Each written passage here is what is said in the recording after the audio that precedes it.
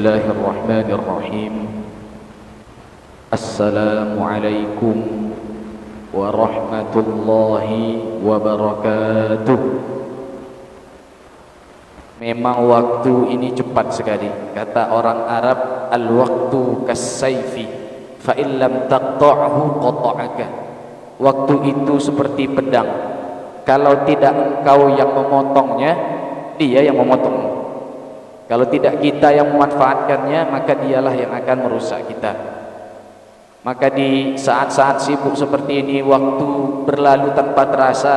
Dari pagi tiba-tiba malam, dari malam tiba-tiba pagi lagi. Memang disinilah kita baru sadar surat wal asri. Wal asri innal insana lafi khusrin. Demi masa, saya baru-baru inilah betul-betul sadar kebenaran daripada ayat Al-Quran ini, surat ini. Karena sebelumnya masih belum terasa. Sekarang saat ketika waktu berlalu begitu cepat terasa, pagi tiba-tiba malam, malam tiba-tiba pagi, barulah terasa makna daripada surat wal asri ini. Demi masa sesungguhnya manusia merugi. Ternyata betul merugi kita. Demi masa Allah berfirman waktu terlebih dahulu, membuktikan bahwa waktu itu sesuatu yang agung dan dia cepat berlalu. Innal insana lafi khusrin. Kita ini merugi. Seandainya waktu ini berjalan begini-begini saja, tanpa ada faedah dan tidak ada zikir dan majelis ilmu, tidak ada ibadah, maka betullah kata Allah, innal insana lafi khusrin. Kita ini merugi. Waktu siang berganti malam, malam berganti siang, hari berganti minggu, minggu berganti bulan, bulan berganti tahun. Kalau amal kita tidak nambah, iman kita tidak bertambah, maka merugi itu. Kemudian salawat dan salam kepada Nabi kita, Nabi Muhammad sallallahu alaihi wasallam, yang beliau bersabda, al-bakhilu man dzukirtu indahu lam yusalli alaihi. Orang bakhil itu adalah yang kalau disebutkan namaku enggak salawat dia, Pak. Itulah orang bakhil. Kenapa? Karena berselawat itu enggak susah. Hanya melalui lisan, enggak perlu mengeluarkan uang. Maka orang yang bakhil adalah orang yang enggak mau berbuat baik dan bersedekah kepada Rasulullah. Padahal sedekahnya tidak mengeluarkan uang, hanya mengucapkan salawat. Itu pun pahala dan kebaikannya kembali kepada kita. Nabi SAW bersabda, man shalla alayya salatan sallallahu biha alaihi asyra. Siapa yang bersalawat kepadaku satu kali salawat, maka niscaya Allah Subhanahu wa ta'ala balas salawat itu menjadi 10 salawat. Itulah keutamaan bersalawat. Oleh karenanya kalau kita mendengar nama Nabi kita Muhammad, kita jawab apa? Sallallahu alaihi wasallam. Itu yang singkatnya, sallallahu alaihi wasallam. Atau Allahumma shalli ala Muhammad wa ala ali Muhammad. Atau yang lengkap salawat Ibrahimiyah, Allahumma shalli ala Muhammad wa ala ali Muhammad kama shallaita ala Ibrahim sampai akhir. Salawat Ibrahimiyah adalah salawat yang paling afdal, karena itu yang diajarkan oleh Nabi. Ketika sahabat bertanya, ya Rasulullah, ketika engkau hidup ini, kami bisa menyampaikan salam kepada engkau langsung. Kami bisa jumpa Rasulullah, ya Rasulullah, assalamualaikum, bisa. Bisa. Tapi ketika engkau meninggal, wahai Rasulullah, di mana kami menyampaikan salam? Kata Rasul sallallahu alaihi wasallam, ucapkanlah salawat Ibrahimiyah, yaitu Allahumma shalli ala Muhammad wa ala ali Muhammad kama shallaita ala Ibrahim wa ala ali Ibrahim sampai akhir, seperti yang kita baca dalam salat. Itulah sebaik-baik salawat yang diajarkan oleh Nabi sallallahu alaihi wasallam kepada para sahabat. Jamaah sekalian yang dirahmati oleh Allah Subhanahu wa taala, sebelum kita masuk kepada Riyadhus Shalihin, saya ingin mengingatkan kepada kita, wahai jamaah sekalian, marilah kita lebih meningkatkan kecintaan kita kepada Allah dan kepada Rasulullah. Kita amalkan sunnah-sunnahnya. Kita amalkan sunnah-sunnah Nabi SAW, dan ini termasuk adalah sunnah Nabi, berkumpul untuk majelis ilmu, Baru-baru ini kita dapati bahwa salah satu orang kafir, semoga Allah menghancurkannya, menghina Rasul sallallahu alaihi wasallam. Tentu kita marah jamaah sekalian. Tidak ada yang ridha nabinya dicaci, nabinya dihina oleh siapapun, termasuk meskipun dia adalah seorang presiden di suatu negara. Maka kita semua tidak ridha dengan hal ini. Kalau urusan pribadi kita boleh tidak marah, dan itu sangat dianjurkan. Kata Nabi sallallahu alaihi wasallam, la taghdab, la taghdab, la taghdab walakal jannah. Jangan marah, jangan marah, jangan marah dan bagimu surga. Itu untuk urusan pribadi, iya. Tapi kalau berkaitan dengan agama Allah, kita marah. Berkaitan dengan hak Rasulullah, kita marah. Kita tidak pernah ridha dengan orang-orang yang mencaci maki dan menghina Rasul sallallahu alaihi wasallam. Beliau panutan kita, beliau yang membawa cahaya iman ini sampai kepada kita. Kita enggak pernah jumpa beliau, tapi iman ini sampai kepada kita, lalu mereka dengan mudahnya mencaci Rasul sallallahu alaihi wasallam. Demi Allah kita tidak ridha. Kalau urusan pribadi mungkin kita bisa tidak marah, tapi urusan agama Allah, urusan Rasul sallallahu alaihi wasallam, afdalul anbiya'i wal mursalin wa sayyidil anam, tidak mungkin kita tidak marah. Orang yang tidak sakit hati ketika mendapatkan Rasulnya dicaci maki, maka imannya dipertanyakan. Kata Rasul sallallahu alaihi wasallam, la yu'minu ahadukum hatta akuna ahabba ilaihi. Tidaklah seseorang itu dikatakan imannya sempurna sampai aku menjadi orang yang paling dia cintai. Umar bin Khattab berkata, ya Rasulullah, engkau orang yang paling aku cintai, tapi kalau dibandingkan aku lebih mencintai diriku. Kata Rasul sallallahu alaihi wasallam, enggak, bahkan dibandingkan dirimu, hendaklah engkau lebih mencintai dirimu. Inilah bentuk kesempurnaan iman kita kepada Rasul sallallahu alaihi wasallam. Orang yang tidak marah terhadap cacian kepada Rasul sallallahu alaihi wasallam dipertanyakan imannya. Dipertanyakan imannya jamaah sekalian dirahmati oleh Allah. Kalau urusan dunia, urusan kita pribadi, kita tidak marah. Nabi sallallahu alaihi wasallam itu pernah jamaah sekalian, beliau naik seekor keledai bersama Anas bin Malik. Ini dalam hadis riwayat Bukhari. Bersama Anas bin Malik, Nabi sallallahu alaihi wasallam naik seekor keledai atau kendaraan. Tiba-tiba jamaah sekalian, datang seorang Arab Badui. Arab Badui ini Arab di perkampungan, di pergunungan. Waktu itu yang banyak pendidikan itu berada di kota Madinah. Adapun di pegunungan itu belum terlalu tercapai, cuman sudah masuk Islam semuanya.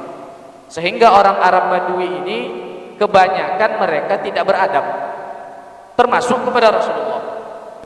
Ketika itu Rasulullah sedang berada di atas kendaraannya bersama Anas bin Malik. Anas bin Malik ini pembantu Nabi sallallahu alaihi wasallam. Ketika beliau berada di atas kendaraan ini, tiba-tiba datang seorang Arab Badui menarik kerah baju Rasul sallallahu alaihi wasallam. Ditarik jamaah sekalian sampai berbekas lehernya.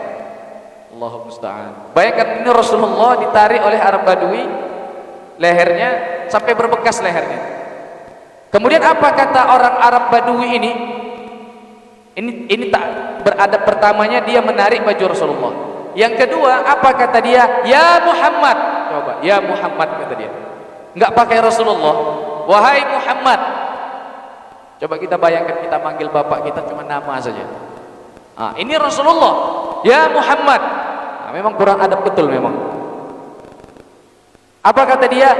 Ini tak beradab keduanya. Wahai Muhammad. Dia panggil nama saja. Yang ketiga kata dia apa? A'tini malaka fa innahu malullah. Atau kama qala hadzal a'rabi. Wahai Muhammad, berikan aku harta yang ada padamu, sesungguhnya itu adalah harta Allah. Coba itu. Ditarik bajunya, dipanggil ya Muhammad, kemudian diminta hartanya. Tapi jamaah sekalian, tahukah apa yang dilakukan Rasulullah? Apakah dia marah? Tidak. Dia tertawa, dia tersenyum, kemudian dia berkata kepada sahabatnya, berikan apa yang dia inginkan. Masya Allah. Mulia sekali. Sekarang Bapak Ibu bayangkan lagi naik kereta, tiba-tiba ada datang orang narik baju. Tiba-tiba disebutnya nama kita, sini minta duit katanya. Orang ini entah siapa, tiba-tiba minta duit. Naiklah pitam kita, emosi jadinya. Rasul sallallahu alaihi wasallam tak marah dia. Apa yang dia lakukan? Dia berikan apa yang diminta oleh orang ini. Itu luar biasanya. Kenapa Rasulullah tidak marah? Karena ini bukan berkaitan dengan agama Allah. Ini berkaitan dengan harta pribadi Rasul sallallahu alaihi wasallam, maka beliau tidak marah. Tetapi ketika yang berkaitan dengan agama Allah, maka Rasul sallallahu alaihi wasallam marah.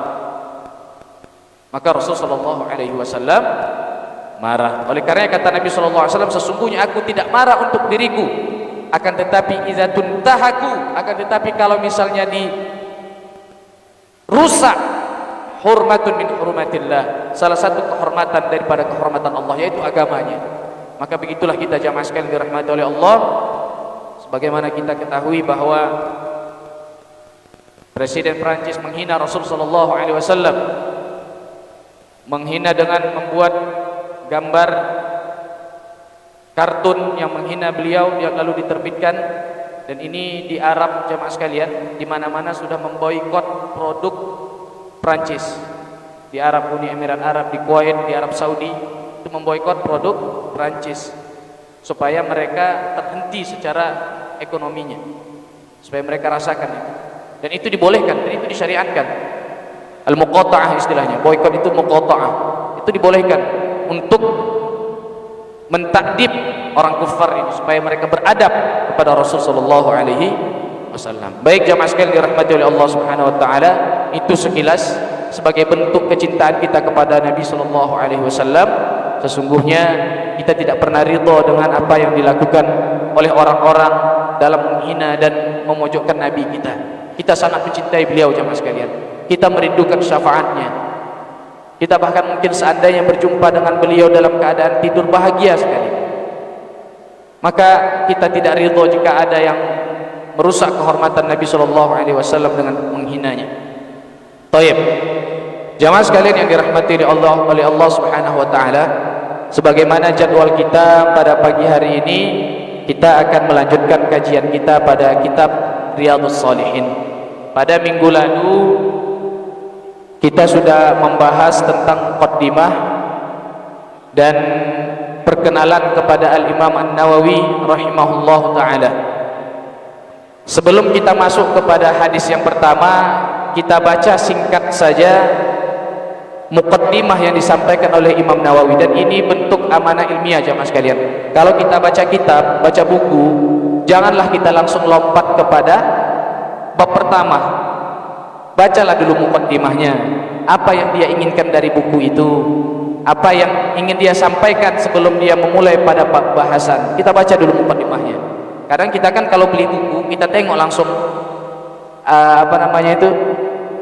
daftar isinya. Kita tengok daftar isinya, kita cari, udah kita tengok daftar isinya, tidak pula kita baca dari yang judul pertama, kita loncat pula ke judul yang paling enak kita baca.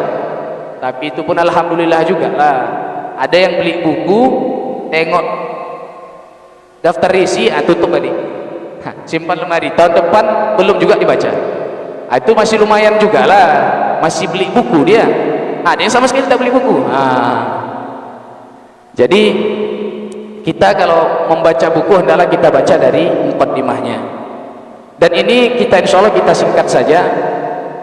Al-Imam An-Nawawi ini menulis buku ini, kata beliau, karena dalam rangka untuk memperbaiki ibadah kita kepada Allah. Jadi kitab Riyadhus Shalihin ini jamaah sekalian tersusun daripada hadis-hadis sahih yang berkaitan dengan amal, zuhud dan lain sebagainya, berkaitan dengan hati, untuk memotivasi dan motivasi dalam kehidupan kita. Itu yang beliau susun oleh Al-Imam An-Nawawi. Kemudian di akhir kata beliau, apa kata beliau? Ini wasiat beliau. Jadi ini wasiat beliau yang hendaknya kita lakukan jamaah sekalian. Al-Imam An-Nawawi ini, apa kata beliau? Wa arju in tamma hadzal kitabu, dan aku ingin berharap seandainya kitab ini selesai, kata dia, selesai saya tulis, alhamdulillah sudah selesai dan sampai kepada kita, an yakuna sa'iqan lil mu'tani bihi ilal khairat, menjadi buku ini menjadi pembawa atau pembimbing bagi siapa saja yang membacanya kepada kebaikan, membimbing kepada kebaikan. Hajizan lahu an anwa'il qabaih, dan menjadi penutup supaya dia tidak melakukan perbuatan yang tercela, wal muhlikat, dan perbuatan yang merusaknya. Wa ana sa'ilun, nah ini dia wasiatnya, jadi kita lakukan. Akhon, seseorang intafa'a bi syai'in minhu an yad'u li. Kalau seseorang ada yang mengambil manfaat dari kitab ini, membaca dan mengkaji kitab ini, saya minta untuk dia mendoakanku, untuk mendoakanku, wali walidayya, dan untuk mendoakan orang tuaku, wa masyayikhi, dan untuk mendoakan guru-guruku, wasairi ahbabina, dan untuk mendoakan orang-orang terkasih kita, wal muslimina ajma'in, dan mendoakan para kaum muslimin seluruhnya. Wa 'alallahil karim i'timadi, dan kepada Allah aku bersandar, wa ilaihi tafwidhi wa istinadi, dan kepadanya urusanku kuserahkan, wa hasbiyallahu wa ni'mal wakil, dan cukuplah Allah sebagai sebaik-baiknya tempat bergantung, wala haula wala quwata illa billahil azizil hakim, dan tiada daya dan tiada upaya kecuali atas izin Allah yang maha agung lagi maha bijaksana. Oleh karenanya karena kita sudah baca wasiat beliau, maka sebelum kita masuk kepada hadis pertama, hendaklah kita mendoakan Al-Imam An-Nawawi bersama orang tua dan kaum muslimin. Allahumma ghafir lil Imam An-Nawawi wa li walidayhi wa li ahbabihi wa li jami'il muslimin ya rabbal alamin, waj'al hadzal kitaba kitaban nafi'an lana wa lil muslimin walhamdulillahi rabbil alamin. Baik. Kita masuk kepada bab pertama, babul ikhlasi wa ihdarin niyyah, bab ikhlas dan menghadirkan niat. Bab ini penting sekali jamaah sekalian. Al-Imam An-Nawawi meletakkan bab niat ini pada bab pertama. Kenapa? Karena seluruh kehidupan kita harus dibarengi dengan niat yang benar. Oleh karenanya kata para ulama, an-niyyatu tijaratul ulama, niat itu adalah barang dagangan para ulama. Jadi para ulama zaman dahulu itu enggak banyak orang kaya jamaah sekalian. Supaya dia dapat untung dari amal dia yang sedikit, dia mainkan niatnya. Oleh karenanya, wa kam min amalin saghirin tukabbiruhun niyyah, banyak sekali amal yang kecil Pak, tapi dibesarkan oleh niat. Gara-gara niat amal itu jadi besar. Wa kam min amalin kabirin tusaghiruhun niyyah, berapa banyak amal yang besar tapi dikecilkan oleh niat. Ada yang melakukan ibadah besar sekali, tapi gara-gara niat ibadah ini tidak dipandang oleh Allah, niatnya salah. Dan ada orang yang hanya dia tidur, bayangkan jemaah sekalian, ada orang yang qiyamul lail satu malaman tapi enggak dapat apa-apa. Ada orang yang tidur satu malaman tapi pahalanya dicatat oleh Allah Subhanahu wa taala seperti orang yang salat. Itu gara-gara apa? Gara-gara niat. Karena niat.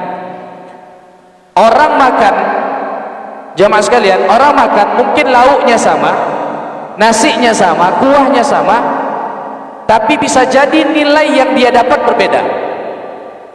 Sekarang, kaum muslimin kita makan, betul? Betul. Ada yang nggak pernah makan? Insya Allah semua kita makan. Kaum muslimin makan. Orang kufar makan enggak? Makan jemaah sekalian. Lalu apa yang membedakan makan kaum muslimin dengan orang kufar? Niat.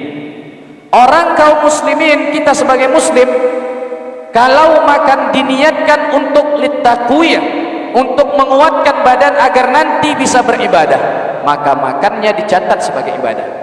Itu yang membedakan kita dengan orang kufar.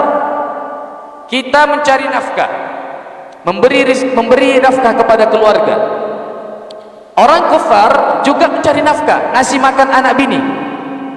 Lalu apa yang membedakan antara mencari makan kita dengan mencari makannya orang kufar, orang non muslim? Yang membedakan adalah niat. Kita mencari nafkah itu bukan sekedar untuk memenuhi kebutuhan anak dan istri kita, tapi niatkanlah untuk mencari ridha Allah Subhanahu wa taala. Sehingga ketika kita mencari nafkah itu dihitung jihad di sisi Allah Subhanahu wa taala. Itu dia yang membedakan antara kita dengan non muslim. Kalau nggak begitu nanti apa bedanya makan kita dengan makan mereka? Nggak ada beda. Yang membedakannya disitulah di niat. Kita niatkan karena Allah Subhanahu wa ta'ala. Kita mandi, mereka juga mandi. Kita jalan-jalan, mereka juga jalan-jalan. Apa membedakan jalan-jalan kita dengan jalan-jalan mereka?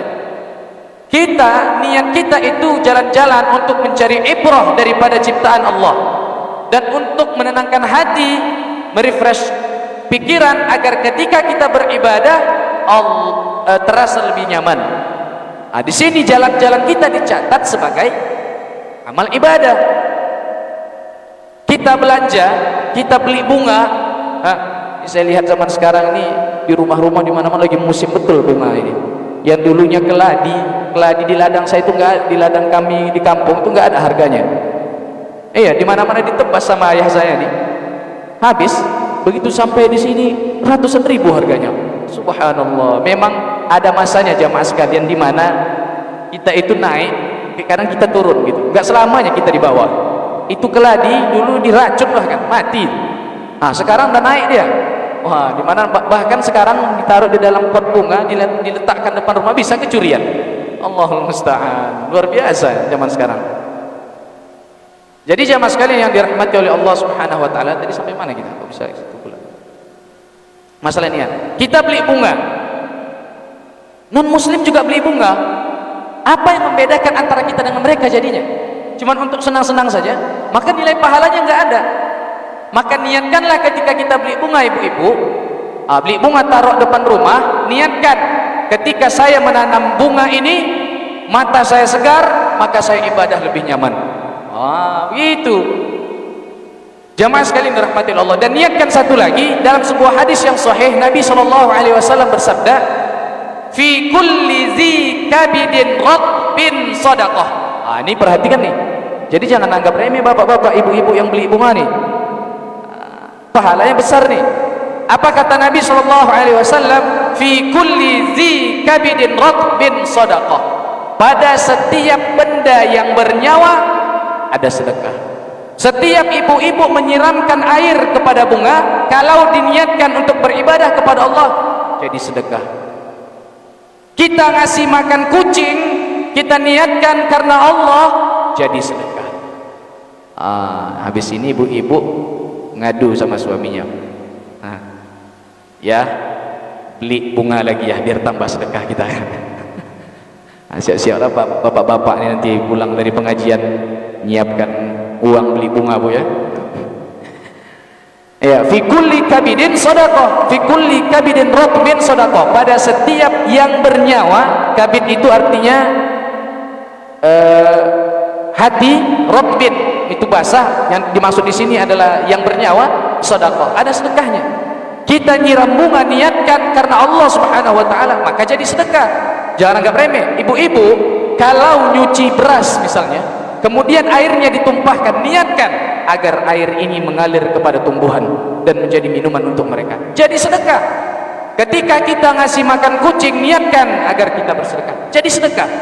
Maka sesungguhnya kata para ulama, niat itu adalah dagangannya para orang soleh dan para ulama. Dagangannya, dia berjual beli di situ. Berapa banyak orang yang dia tidak sedekah, tapi karena niat dia seperti sedekah. Jemaah sekalian, di Madinah, di Masjid Nabawi, bagi yang sudah haji dan umrah tahulah itu setiap hari Senin, Kamis dan puasa sunnah lainnya, itu selalu diadakan buka bersama. Selalu ada buka bersama. Siapa yang menyiapkan itu orang-orang kaya, orang sinin yang ada di Madinah, dan dari luar juga, dan dari mahasiswa juga ada. Taib. Mereka bersedekah. Tahukah jamaah sekalian, belum tentu mereka yang sedekah buka puasa ini mereka puasa. Belum tentu. Mereka yang sedekah buka puasa sunnah ini, Senin, Kamis, Ayyamul Bid, Arafah, Muharram, belum tentu puasa. Tapi pahala mereka, kata Nabi SAW, ini luar biasanya nih, dagangan niat tadi. Kata Nabi SAW, man aftara sha'iman falahu ajru siyamihi. Siapa yang memberi bukaan kepada seorang yang puasa, maka pahalanya seperti pahala orang puasa.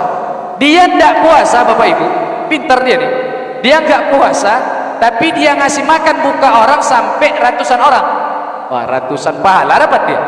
Dia nggak puasa. Jadi muslim itu harus cerdas. Amalnya sedikit tapi pahalanya numpuk.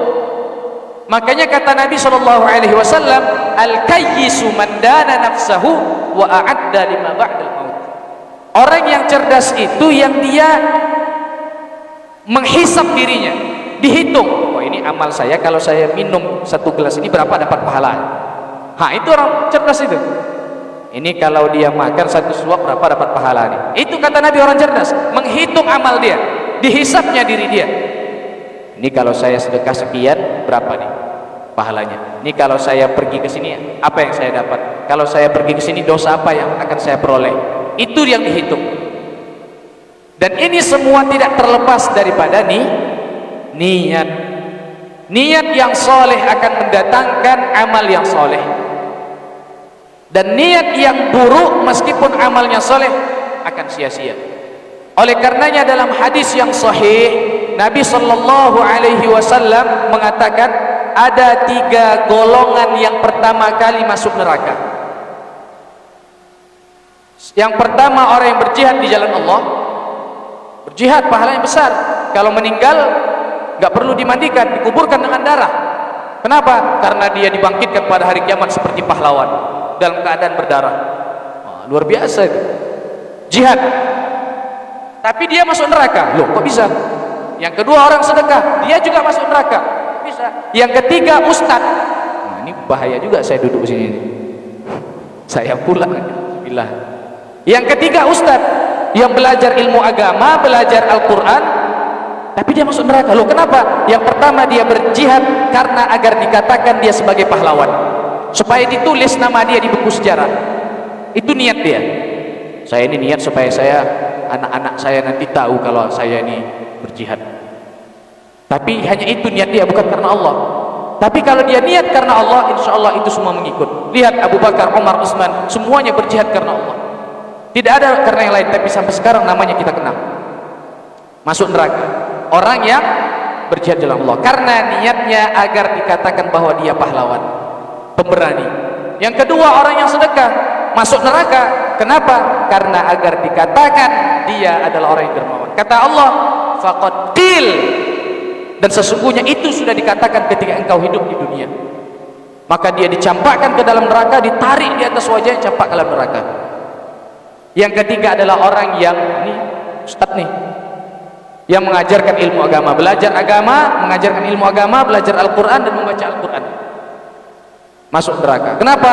Agar dikatakan dia ustadz, supaya dipanggil ustadz, itu niat utama dia. Supaya dipanggil qori, supaya dibilang, wah masya Allah dia ini bagus sekali bacaan Qurannya. Nah, supaya itu yang dibilang, itu niatnya. Tapi kalau seandainya ini semua ikhlas karena Allah, maka sesungguhnya pahalanya luar biasa. Orang yang berjihad di jalan Allah, dia akan masuk surga tanpa hisab. Orang yang rajin bersedekah, dia akan tinggi derajatnya di dalam surga. Orang yang mengajarkan ilmu agama, Allah mengangkat derajatnya dan mengangkat derajat orang-orang yang beriman. Tapi karena niat yang salah, maka seseorang akan dicampakkan oleh Allah Subhanahu wa ta'ala. Maka kita hendaklah perbaiki niat kita. Qala Allah Ta'ala, Allah Subhanahu wa ta'ala berfirman, wa ma umiru illa liya'budullaha mukhlishina lahuddin hunafa'a wa yuqimus salah wa yu'tuz zakah wa dzalika dinul qayyimah. Mereka tidak diperintahkan kecuali hanya untuk beribadah kepada Allah ikhlas. Ikhlas hanya untuk Allah Subhanahu wa ta'ala. Wa dzalika dinul qayyimah, itulah agama yang lurus. Jadi itulah yang diperintahkan oleh Allah Subhanahu wa ta'ala. Jemaah sekalian, memang perkara ikhlas ini susah. Oleh karenanya bayangkan saja, Nabi Muhammad itu nabi sebaik-baik manusia. Beliau diampunkan dosa dia yang telah lalu dan yang akan datang. Tapi tidak pernah tinggal dalam satu hari beliau berdoa, ya muqallibal qulub tsabbit qalbi ala dinik. Wahai sang maha pembolak-balik hati, tetapkanlah hatiku kepada agamamu. Ini Rasulullah, jamaah sekalian. yang suci hatinya, yang 2 kali dibelah dadanya oleh malaikat Jibril dan dicuci dengan air Zam-Zam. 2 kali jamaah sekalian dibelah dadanya, sekali ketika beliau masih dalam asuhan Halimatus Sa'diyah, sekali ketika hendak Isra Mi'raj. Dadanya dibelah dan dibersihkan oleh Nabi, oleh malaikat Jibril, sehingga tidak ada kotoran, tidak ada riya, tidak ada sum'ah, tidak ada takabbur, tidak ada ujub. Tapi meskipun begitu beliau tidak pernah tinggal berdoa, ya muqallibal qulub, wahai maha pembolak-balik hati, tsabbit qalbi ala dinik, tetapkanlah hatiku di atas agamamu. Nah, kita enggak pernah kita cuci, jangankan pakai air Zam-Zam, pakai air sumur pun tak pernah, Pak. Mencuci dada kita ini jangankan pakai air Zam-Zam, pakai air sumur pun tak pernah, karena tak pernah pula dibelah kan. Nanti dibelah lain pula dia. Jadi kita yang tidak pernah dibersihkan oleh malaikat Jibril hati kita, mestinya lebih sering berdoa seperti ini, agar Allah tetapkan niat kita agar ikhlas kepada Allah Subhanahu wa taala. Setan jamaah sekalian itu pintar sekali. Setan itu dalam menggoda hati kita supaya ria atau supaya sum'ah, itu tidak langsung. Tidak kata dia, wahai Saiful, sekarang kau ambil duitmu, sedekahlah depan orang itu 1 juta. Enggak gitu caranya. Itu gampang kali kita ngalahkannya. Wah, setan ini ria namanya. Langsung tahu kita kan, langsung bisa kita tangkis. Tapi syaitan itu pintar jamaah sekalian, pintar sekali. Contohnya, tadi malam kayaknya sekitar jam 2 ada suara ribut di belakang ya. Lagi ngobrol-ngobrol nih, di belakang sana ada suara ribut. Oh iya, jam 2 kayaknya kami masih tidur lah. Ibu kok bisa kedengaran? Iya, tadi malam saya sholat tahajud. Wah, kena lagi, ya kan? Memang gak langsung dia bilang, saksikanlah saya sholat tahajud tadi malam 23 rakaat. Enggak langsung dibilang. Cuman caranya, tadi malam itu kok kayak ada suara apa gitu ya, sekitar jam 2. Loh, kok tahu Bu? Kami lagi tidur itu. Ya, saya sholat tahajud. Akhirnya ria tanpa disadari. Begitulah syaitan, pandai dia. Fa inna syaitana yajri majra dami Adam, dami Bani Adam. Sesungguhnya syaitan itu mengalir bersama aliran darah kita. Enggak terasa kadang hati kita ini digoda oleh syaitan dengan cara dia yang sangat halus, enggak terasa. Oleh karenanya kata Sufyan Ats-Tsauri rahimahullahu taala, apa kata beliau? Aku tidak mendapati, lam ajid amalan asqala alayya, aku tidak mendapati suatu amal yang lebih berat aku lakukan daripada mengurus hatiku. Sufyan Tsauri ini jamaah sekalian adalah seorang tabi'in, berjumpa dengan sahabat, tidak diragukan keimanannya. Tapi kata beliau apa? Tidak pernah ada satu amal pun yang lebih berat aku lakukan, melainkan melebihi memperbaiki hati. Memang berat jemaah sekalian. Memang harus dilatih hati kita ini supaya ikhlas terus. Harus dilatih. Oleh karenanya memang memperbanyak bacaan doa yang diajarkan Nabi itu salah satu khasiatnya. Ya muqallibal qulub, tsabbit qalbi ala dinik. Wahai yang maha membolak-balikkan hati, tetapkanlah hatiku di atas agamamu. Perbanyak doa, karena Allah yang memegang hati kita jamaah sekalian. Allah yang memegang hati kita, yang membolak-balikkan hati kita itu Allah. Kapan Allah mau bisa terbolak-balik hati kita, maka mintalah kepada Allah. Jamaah sekalian, dulu di Arab Saudi ada seorang, saya lupa namanya, seorang alim, bahkan Imam Masjidil Haram itu mengatakan ini Syekhul Islam Ibn Taimiyah kedua ini. Saking dia jagonya ilmunya, menulis kitab tebal sekali, banyak sekali jamaah sekalian. Sampai sekarang pun masih ada kitabnya tersebar sampai sekarang kitabnya. Dia membantah akidah-akidah yang sesat, dibantah semua dengan tulisan dia, luar biasa. Tapi di akhir hayatnya apa yang terjadi? Karena mungkin dia bersandar kepada dirinya, tidak bersandar kepada Allah, dan karena mungkin di hatinya ada celah ketidakikhlasan, di akhir hayatnya dia menjadi seorang ateis, tak beragama, tak meyakini adanya Tuhan, dan meninggal dalam keadaan ateis. Kafir, mukhallat finnar. Dia meninggal dalam keadaan tidak meyakini adanya Tuhan. Padahal dulu dia berdakwah, kitabnya masih ada sampai sekarang. Karena hati dia bersandar kepada selain Allah, dia bersandar kepada diri dia, maka Allah Subhanahu wa taala bisa saja dia tidak berdoa kepada Allah, bisa saja membolak-balikkan hatinya kepada keburukan. Ada satu orang dulu dia adalah dai di agama Nasrani, jemaah sekalian. Dai di agama Nasrani. Banyak orang yang masuk Kristen di tangan dia. Orang Amerika. Di akhir hayatnya dan sekarang masih hidup, di usia tuanya beliau ternyata mendapatkan hidayah dan sekarang menjadi dai, salah satu dai terbesar di dunia, namanya Yusuf Estes, orang Amerika. Allah Subhanahu wa taala membolak-balikkan hati, jemaah sekalian. Kita tidak tahu hati kita di akhir hayat bagaimana. Oleh karenanya hendaklah kita memperbanyak berdoa dan meminta kepada Allah agar Allah tetapkan hati kita di atas agamanya. Jangan sampai kita, kata Nabi SAW, ada dari umatku yang mereka beramal dengan amalan ahlul jannah, ahli surga, tetapi dia adalah ahli neraka. Kenapa? Di akhir hayatnya dia meninggal di atas amalan ahli neraka. Ada orang yang beramal amalan ahli neraka sepanjang hidupnya, tapi di akhir hayatnya dia masuk surga karena dia beramal sebelum meninggal dengan amalan ahli surga. Oleh karenanya kita perbanyak berdoa kepada Allah. Hati kita ada bersama Allah. Allah yang mengatur hati kita. Minta agar Allah Subhanahu wa taala istiqomahkan kita dalam agamanya. Kemudian kata Allah Subhanahu wa taala, wa qala ta'ala, qul in tukhfu ma fi sudurikum aw tubduhu ya'lamu Allah. Nah, ini Imam Nawawi datangkan. Pertama tadi kata dia, wa ma umiru illa liya'budullaha mukhlishina lahuddin. Tidak diperintahkan kecuali untuk menyembah Allah ikhlas. Berikutnya Imam Nawawi mendatangkan ayat lain, wa in tukhfu ma fi sudurikum aw tubduhu ya'lamu Allah. Qul in tukhfu ma fi sudurikum aw tubduhu ya'lamu Allah. Katakanlah, sesungguhnya jika kalian menyembunyikan apa yang dalam hati ataupun kalian tunjukkan, Allah Maha mengetahui. Jemaah sekalian, niat kita sekecil apapun niat kita, sesungguhnya Allah Subhanahu wa taala mengetahui itu. Allah tidak pernah tersembunyi darinya apapun yang terjentik dalam hati kita. Namun seseorang yang terniat dalam hatinya suatu keburukan belum dicatat sebagai dosa. Ini maha rahmatnya Allah, jemaah sekalian.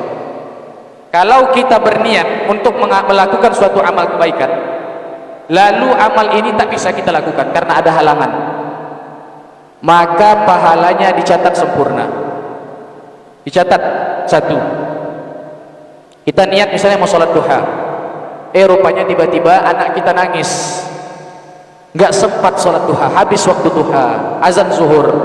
Tapi tadi kita sudah niat, sudah berazam, maka Allah catat kita sudah melaksanakan sholat duha. Makanya jamaah haji, saya rasa mungkin ada nih yang harusnya berangkat haji tahun ini, qadarullah Allah turunkan COVID ini, corona ini, maka nggak jadi berangkat.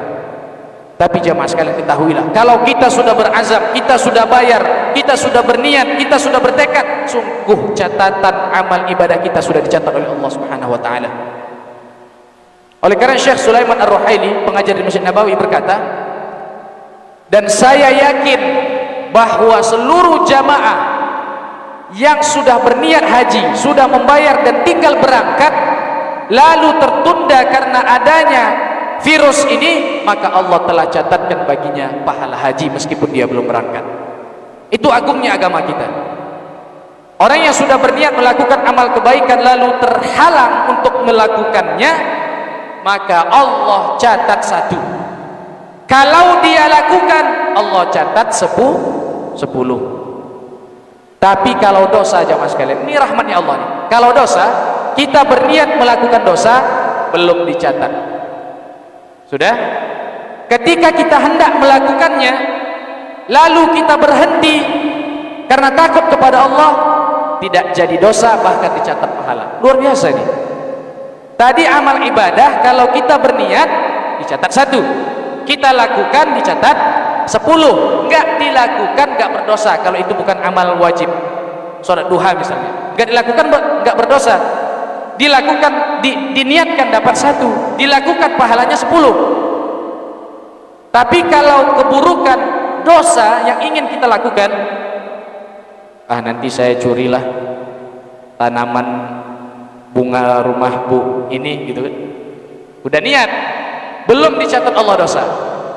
Pas waktu dia sudah tinggal ambil nih, astagfirullah, Allah maha melihat kata ibu ini, tak jadi, dicatat sebagai pahala. Luar biasa ini, dicatat sebagai pahala. Kenapa? Karena dia meninggalkan sesuatu yang haram. Haram itu apa? Sesuatu yang kalau dikerjakan berdosa, ditinggalkan pahala. Ketika kita niat ingin melakukan yang berdosa, perbuatan dosa ini, ternyata kita nggak jadi melakukannya. Niat tadi tidak dicatat dosa, dan ketika kita nggak jadi melakukannya, maka dicatat sebagai pahala. Masya Allah, tabarakallah. Sebenarnya beramal jamaah sekalian gampang sekali. Mencari pahala itu banyak sekali gratisnya. Justru dosa yang banyak modalnya, betul? Cuman kita memang lebih suka yang banyak modal lagi daripada yang gratis. Majelis ilmu gratis, datang gratis, sholat gratis, pergi ke tempat maksiat bayar, pergi ke tempat disko ya bayar masuknya. Tapi banyak orang yang memilih kepada maksiat. Memang kita lebih suka mengeluarkan modal untuk dosa daripada gratis untuk pahala. Tapi insya Allah kita semua tidak seperti itu. Kita semua insya Allah mengharapkan ridha Allah Subhanahu Wa Taala. Baik. Al-hadisul awal, kita baca dulu hadisnya. Wa an Amiril Mukminin. Hadis pertama masih tentang niat. Dari Amiril Mukminin. Hadis ini adalah hadis ahad. Hadis ahad itu yang meriwayatkan hanya Umar bin Khattab. Tapi karena Umar bin Khattab yang meriwayatkan, gak ada yang meragukan akan kesahihannya. An Amiril Mukminin, dari Amir Mukminin Khalifah Abi Hafsin. Abu Hafs itu nama kunyah daripada Umar bin Khattab. Jamaah sekalian, di antara sunnah adalah memberi kunyah kepada kita. Apa itu kunyah? Kunyah itu adalah panggilan yang didahului dengan abu atau ummu. Abu itu ayah, ummu itu ibu. Makanya kebiasaan orang Indonesia itu bagus. Misalnya ada nama anaknya Bila, dipanggil ibunya Mak Bila, betul? Nah, ada anaknya namanya Raisa, dipanggil ibunya dipanggil Mak Raisa. Ini bagus dan ini sunnah dari Nabi Shallallahu Alaihi Wasallam. Kalau nggak bisa bahasa Arab, tidak apa-apa pakai bahasa Indonesia. Dalam bahasa Arab Abu Raisa, Abu Bila, gitu kan, boleh. Ummu untuk ibu-ibu. Nah, Umar bin Khattab itu Abu Hafs, dan itu sunnah jemaah sekalian. Oleh karena dalam sebuah hadis yang sahih, Nabi SAW berkata kepada anak kecil jemaah sekalian, umurnya 6 tahun lah palingan, atau enggak sampai, apa kata dia? Ya Aba Umair, wahai ayah Umair. Bayangkan, dia belum punya anak, masih kecil, dipanggil Aba Umair, Abu Umair, ayahnya si Umair. Dan ini sunnah. Umar bin Khattab dari kecil dipanggil Abu Hafs, nama dia Umar, tapi dipanggil Abu Hafs. Dan ini sunnah jemaah sekalian. Ini sunnah yang mulai ditinggalkan.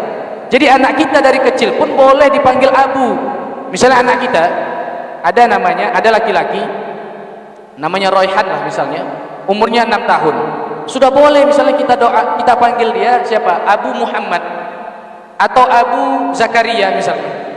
Sebagai apa? Sebagai sekaligus doa semoga nanti ketika beliau dewasa Allah berikan anak. Kenapa orang zaman dahulu termasuk para sahabat dan lain sebagainya, itu anaknya banyak sekali. Anas bin Malik jamaah sekalian, itu keturunan dia, anak dan cucunya itu sampai 150 orang. Anas bin Malik pembantu Nabi, 150 atau 120 kurang lebih segitu. Anak Anas bin Malik dan cucunya. Kenapa? Karena dari kecil mereka sudah dipanggil kunyah, itu sebagai doa. Kita kasih kunyah kepada anak kita, Abu Zakaria misalnya, atau Abu Umar, atau Abu Apalah dipanggil anak kita, dan ini sunnah. Nabi SAW memanggil anak kecil Abu Umair, ayah Umair. Abu artinya ayah, kalau yang perempuan ummu. Kalau anak kecil takkanlah pula dipanggil mak bila gitu kan, dipakai ummu sajalah. Tapi kalau dia sudah dewasa boleh dipanggil mak. Umar bin Khattab, dari Umar bin Khattab, namanya Umar bin Khattab bin Nufail bin Abdul Uzzah bin Riyah bin Abdullah bin Qurt bin Razah bin Adi bin Ka'ab bin Lu'ay bin Ghalib bin Quraisy al-Adawi. Qala, dia berkata, sami'tu Rasulullah sallallahu alaihi wasallam, saya mendengar Rasul sallallahu alaihi wasallam yaqul, bersabda, innamal a'malu binniyat wa innama likulli imri'in ma nawa. Sesungguhnya amal itu tergantung kepada niat. Wa innama likulli imri'in ma nawa. Sesungguhnya setiap orang akan mendapatkan ganjarannya sesuai kadar daripada niatnya. Sesuai daripada kadar niatnya. Faman kanat hijratuhu ilallahi wa rasulihi, barang siapa yang hijrahnya kepada Allah dan Rasulnya, fa hijratuhu ilallahi wa rasulihi, maka hijrahnya adalah kepada Allah dan Rasulnya. Jamaah sekalian, kalau kita hendak berhijrah dari perbuatan maksiat kepada perbuatan baik, maka berhijrahlah karena Allah Subhanahu wa taala. Zaman sekarang ini alhamdulillah banyak tren dari anak muda, tren hijrah. Hijrah itu taubat maksudnya, pindah dari amal keburukan kepada amal kebaikan, dan ini bagus sekali. Asalkan kata Nabi SAW, hijrahnya itu karena Allah, bukan karena berikutnya. Wa man kanat hijratuhu lidunya yusibuha, kalau dia hijrah karena tujuan dunia yang ingin dia dapatkan, awim ra'atin yang kihuha, atau wanita yang ingin dia nikahi, fa hijratuhu ila ma hajara ilaihi, maka hijrahnya yang dia dapatkan sesuai apa yang dia inginkan. Tidak dicatat pahala oleh Allah Subhanahu wa taala, tidak dicatat pahala oleh Allah Subhanahu wa taala. Dari hadis ini jamaah sekalian yang dirahmati oleh Allah Subhanahu wa taala, Rasul sallallahu alaihi wasallam ingin mengatakan kepada kita bahwa dalam setiap perbuatan yang paling utama yang hendaknya kita perhatikan adalah niat kita. Niat kita. Karena dengan niat ini, wa innama likulli imri'in ma nawa, dengan niat ini seseorang mendapatkan pahalanya sesuai kadarnya. Oleh karenanya dalam salat, perhatikan ini jamaah sekalian, ini penting sekali. Ini penting sekali dalam masalah niat dalam salat. Niat itu dalam ibadah letaknya di hati. Di mana letak niat? Di hati. Yang dilafazkan ini sunnah, maka jangan sampai terjadi was-was gara-gara melafazkan niat. Melafazkan ini niat ini sunnah inda fuqaha, meskipun tidak dilakukan oleh Nabi dan sahabat, tapi inda fuqaha Syafi'iyah dan jumhur para ulama mengatakan ini sunnah, melafazkan niat. Tapi niat yang sebenarnya jamaah sekalian itu di hati. Maka jangan sampai gara-gara niat kita jadi was-was ibadah. Saya berapa kali jumpa orang, tapi sudah lama, itu takbiratul ihramnya itu bisa sampai 5 kali. Allahu Akbar. Aduh, tadi apa niatnya saya ucapkan tadi? Ulang lagi. Allahu Akbar. Allahu Akbar. Imam sudah baca ayat, bentar lagi rukuk, dia masih Allahu Akbar. Itu karena melafazkan niat. Gara-gara melafazkan niat akhirnya menjadi was-was. Kita lafazkan niat, tapi jangan tergantung kepada lafaz ini.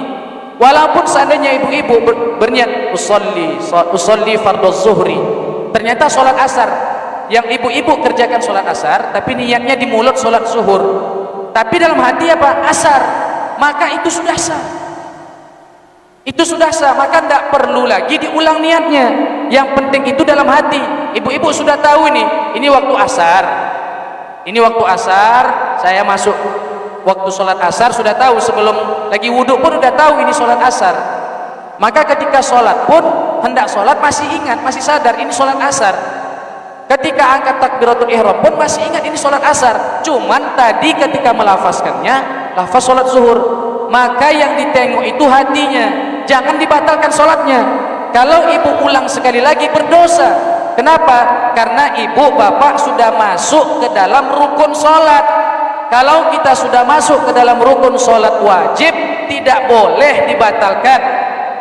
Menurut 4 mazhab, tidak boleh dibatalkan kalau kita sudah masuk sholat wajib.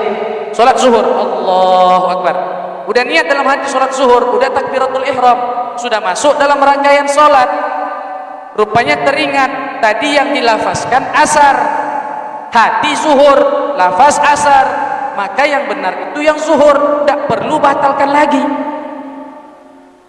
Jadi di hati, memang masalah kita itu di sini.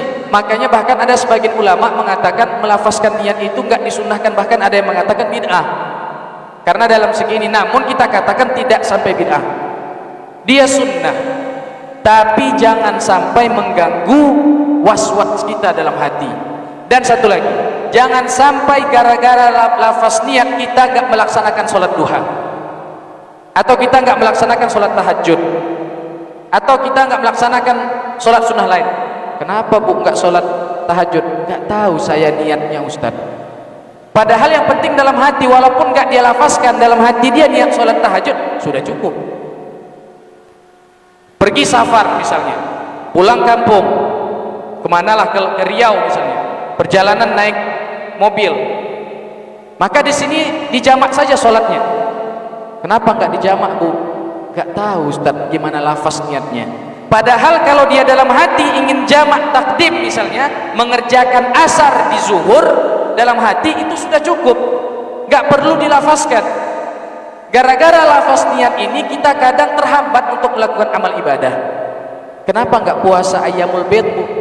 Enggak tahu saya Ustaz niat ayyamul bid ini gimana puasanya. Padahal ketika dia sudah niat dalam hati, saya besok pengen puasa ayyamul bid lah, itu sudah dicatat oleh Allah niat, maka itu sudah cukup.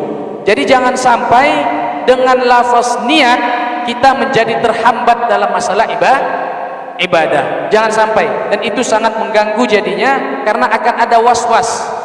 Salat kita akan terganggu, salat kita akan tertunda. Maka yang paling penting niatnya itu di mana? Di dalam hati, itu yang paling utama. Dan jangan lupa kita ikhlaskan karena Allah Subhanahu wa taala.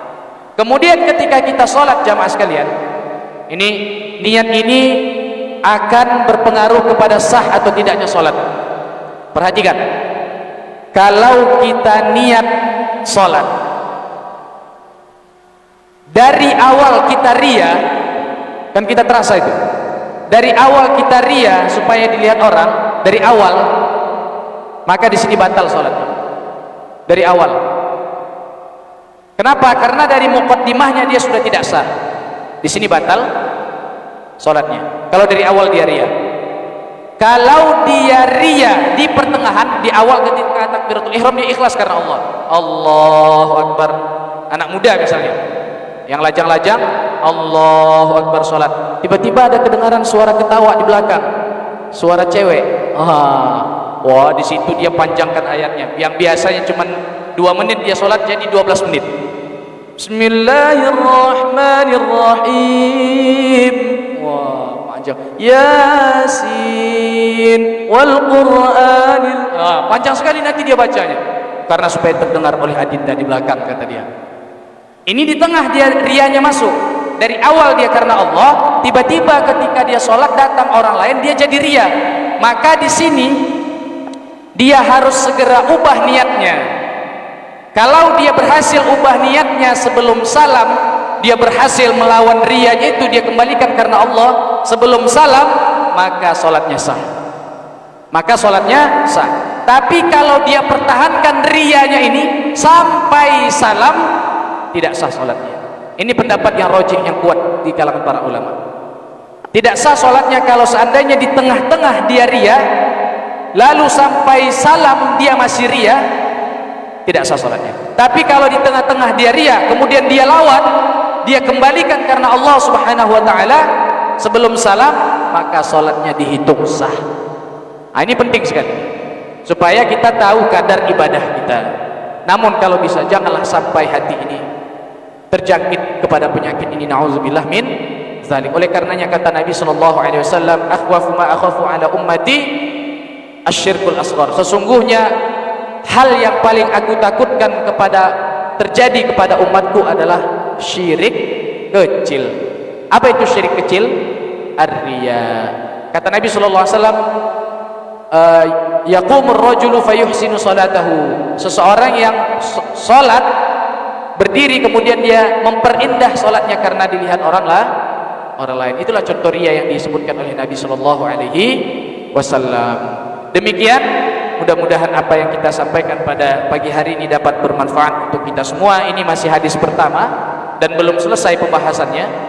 Masih kita akan lanjutkan pada bulan depan dengan izin Allah Subhanahu wa taala. Sebelum saya akhiri, mungkin ada yang mau bertanya, baik itu yang berkaitan dengan pembahasan kita pada pagi hari ini atau yang di luar ini, kami persilahkan. Namun kalau kami tidak bisa jawab, akan jadi PR kita bersama. Kami persilahkan. Baik Bapak Ibu, bagi yang ingin bertanya kepada Ustaz kita, kami persilahkan.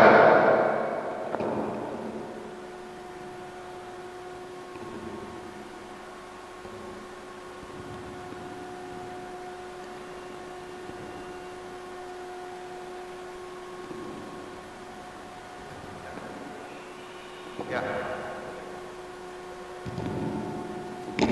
Assalamualaikum warahmatullahi wabarakatuh. Waalaikumsalam warahmatullahi wabarakatuh. Ada sedikit yang ingin saya tanyakan Ustaz, bagaimana pendapat Ustaz tentang di handphone pada saat ini banyak stiker-stiker seperti ucapan salam, doa-doa, atau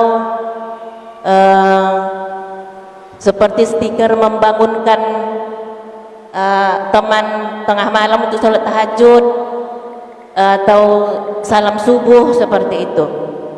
Cuman yang jadi bahan pertanyaan bagi saya, barangkali memang niat dari yang mengirimkan stiker ini adalah untuk membangunkan temannya.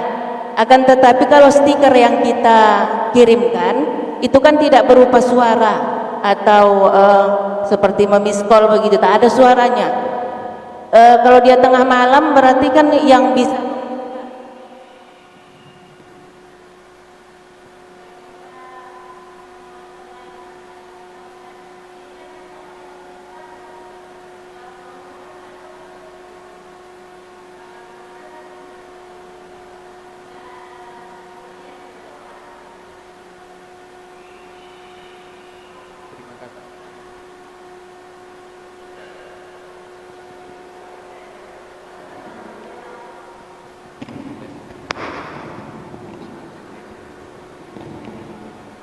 Terima kasih kami ucapkan kepada Ibu atas pertanyaannya, bagus sekali. Ini juga salah satu keresahan saya pribadi.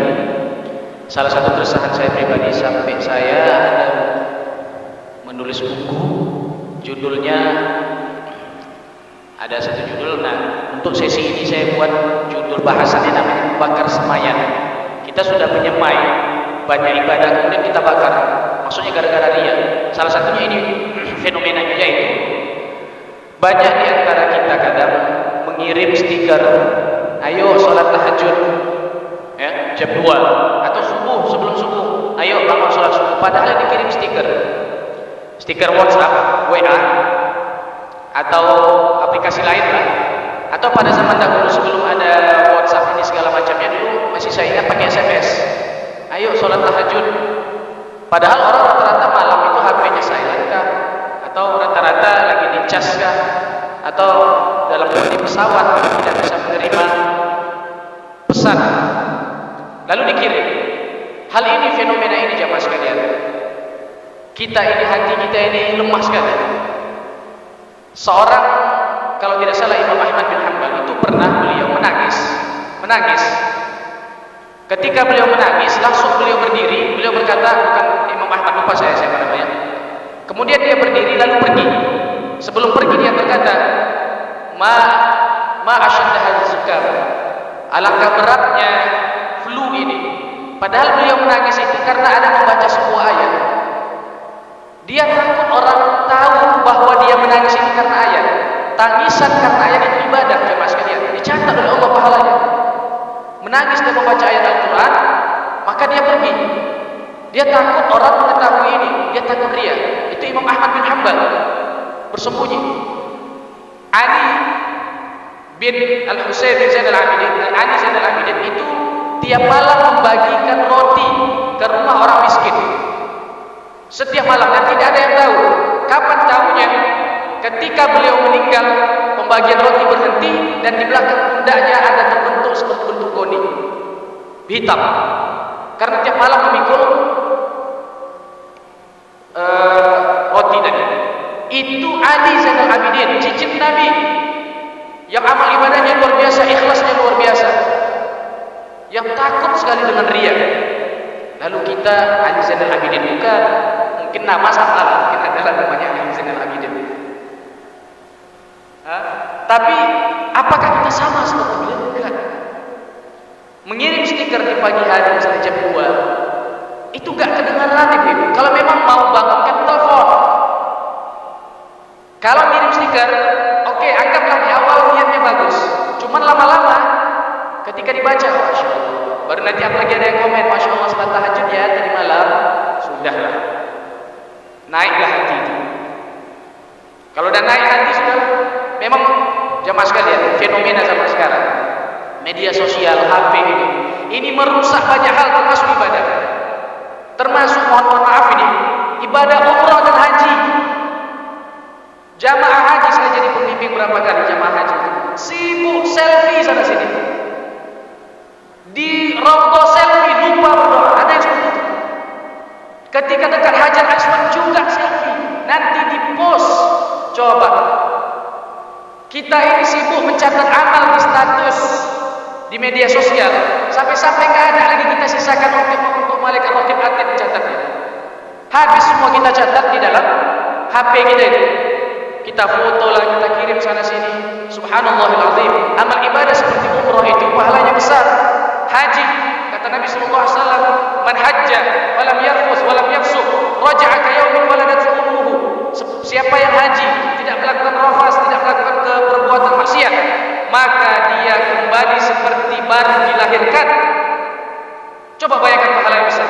Lalu tiba-tiba kita post sana sini, kita cukuplah keluarga kita foto, kasih keluarga saja. Janganlah kita post sana sini, kita tunjukkan kita lagi berdoa, tampung tangan difotokan. Allahu musta'an. Ini merusak amal ibadah jemaah sekalian. Walaupun niat kita baik, tapi setan itu pandai jemaah sekalian. Pandai.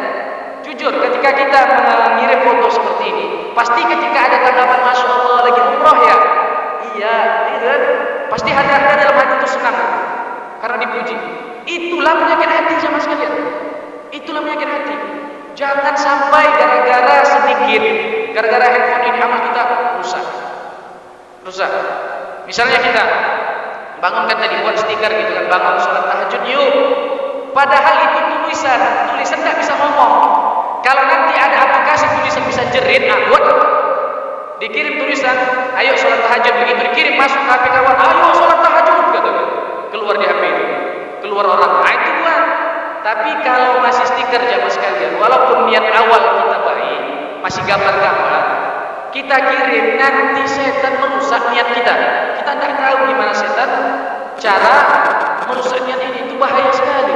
Salat tahajud jamaah sekalian, da'us sholihin, kebiasaan orang soleh yang pahalanya besar, yang kata Allah Subhanahu wa taala, kata Rasulullah sallallahu alaihi wasallam, "Inna rabbana yanzilu ila samai dunya fi thuluthil akhir min al-lail." Sesungguhnya Allah turun ke langit dunia pada 3/4 malam terakhir, mengabulkan segala perintah, mengampunkan segala dosa dan memberikan segala doa. Lalu kita sia-siakan waktu ini hanya karena sebuah pesan dan merusak amal ibadah kita. Nauzubillah min dzalik. Nauzubillah min dzalik. Maka jamaah sekalian yang seperti ini stoplah. Tidak usah. Kalau memang mau bangunkan telepon, siapkan pulsa, pasang paket telepon sebulan. Telepon satu-satu kawannya setiap malam. Pasang paket telepon malam itu murah biasanya. Telepon setiap malam. Bilang sama kawannya nanti malam, kau jangan di-silentkan HP-nya. Jangan dibuat dia diam. Biar telepon nanti malam salat tahajud gitu. Itu mantap. Kalau cuma stiker sangat berbahaya kepada hati kita. Mudah-mudahan ini saja dapat bermanfaat bagi kita semua, dan kita akhiri dengan membaca doa kepada Allah Subhanahu wa taala, dan semoga Allah pertemukan kita kembali pada waktu berikutnya dalam keadaan sehat walafiat. Alhamdulillahirabbil alamin wassalatu wassalamu ala sayyidil mursalin Muhammadin wa ala alihi wa ashabihi ajmain. Allahumma ighfir lana dhunubana wa liwalidina warhamhum kama rabbawna shighara wa li jami'il muslimina wal muslimati wal mu'minina wal mu'minat al ahya'i minhum wal amwat bi rahmatika ya arhamar rahimin. Allahumma ya muqallibal qulub tsabbit qulubana ala dinik, ya musarrifal qulub tsabbit qulubana ala ta'atik. سبحانك اللهم إنا كنا من الظالمين. اللهم اجعل هذا جمعا مرحوما وتفرقنا من بعده تفرقا معصوما. ربنا آتنا في الدنيا حسنة وفي الآخرة حسنة وقنا عذاب النار. والحمد لله رب العالمين. Kurang lebih saya mohon dimaafkan, dan kepada Allah Subhanahu wa taala saya meminta ampun. Kita sudahi pertemuan ini pada pagi hari ini dengan membaca kafaratul majlis. Subhanakallahumma wa bihamdika nashhadu an la ilaha illa anta wa nastaghfiruka wa natubu ilaika.